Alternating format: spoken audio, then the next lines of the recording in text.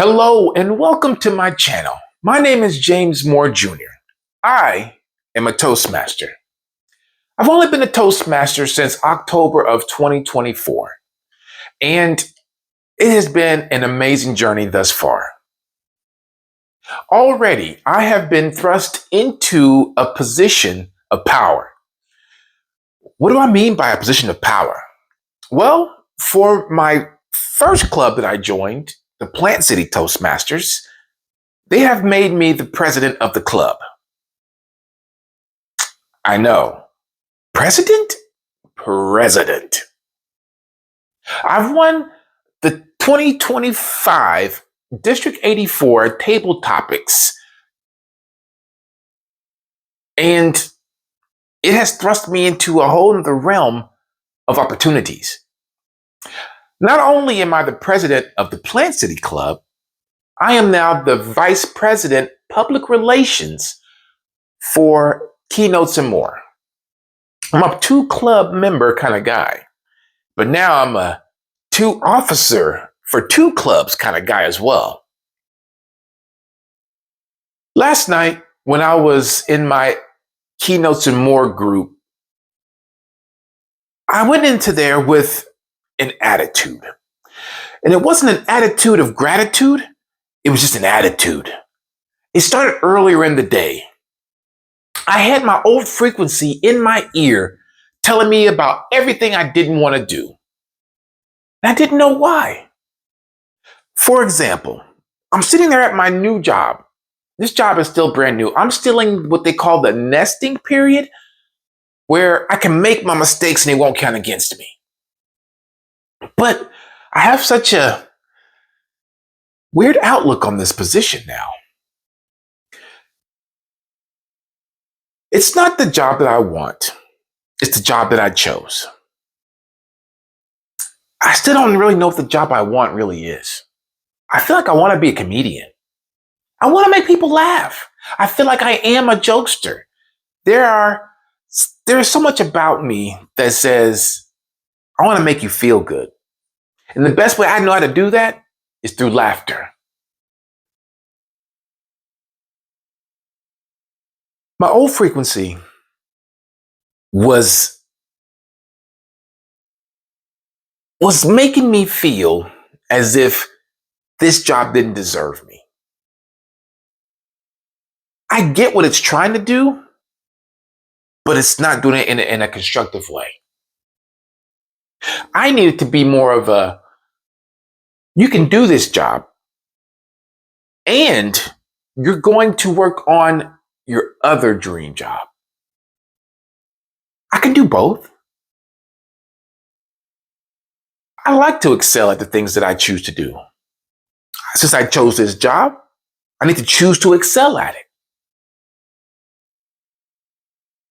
Now, I have found something online that is going to help me with joke writing. Joke writing is a skill. And if I can hone this skill, who knows where that skill could take me? Because the person that I was reading their blog about, they have written for different TV shows, just writing jokes. And I thought, maybe I could do that. I've never really been a writer. I don't write much at all. But now, I feel like I need to. I feel like I want to. With this skill, not only will I be able to write jokes, but I'll be able to memorize them better. Writing stuff down helps you to remember, which is why in school they used to tell us take notes. They used to have us write out our stories. They used to have us write a lot.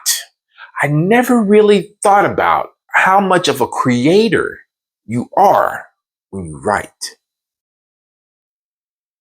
Since we are all a spark of the divine, the one, the true source, the pen in the hand is where imagination meets reality. Woo! It gets deep. When I was in my Keynotes and More meeting,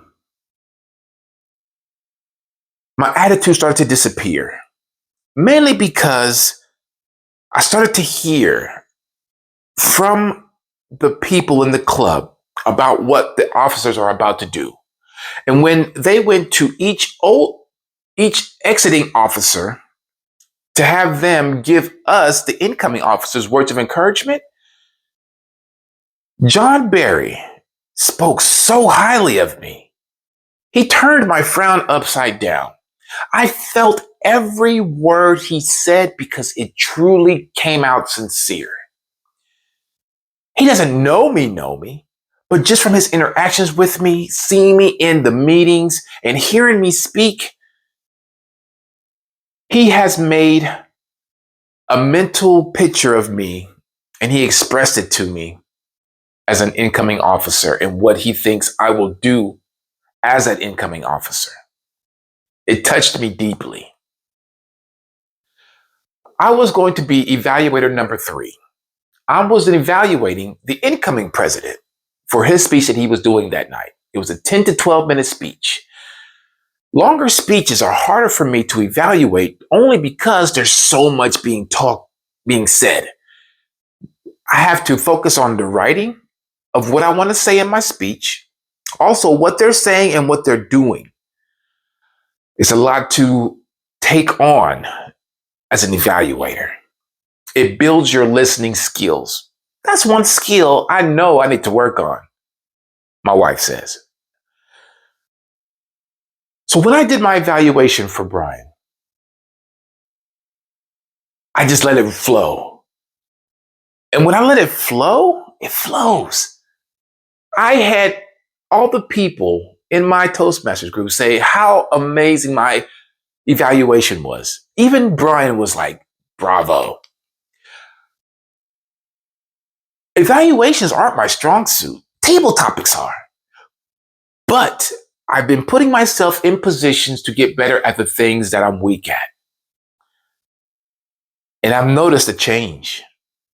I won Best Evaluator Monday when I went to the Lakeland Toastmasters group.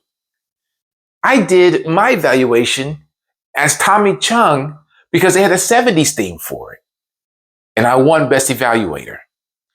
I had people there saying, oh my God, that was an amazing evaluation. How did you do that?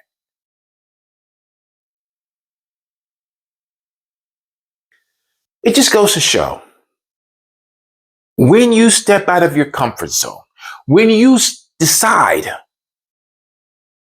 you have to decide that you want to be in a new reality. You have to get rid of that old frequency that keeps that old reality present.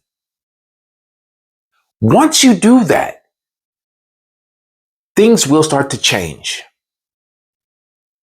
The task that you have is being aware of the change. The old frequency will try to keep you unaware of the new changes because it wants to keep you where you are, where you're most comfortable. No, that zone is not for me anymore. That's a danger zone. The comfort zone is a danger zone. Because in the danger zone, bad things can happen. But you're thinking, but being comfortable doesn't seem bad. You can't grow. Now that I am aware of what's changing, what's growing, what's evolving within me, I'm nurturing those things. I'm building those attributes. These attributes will be monetizable. It's not always about the money for me.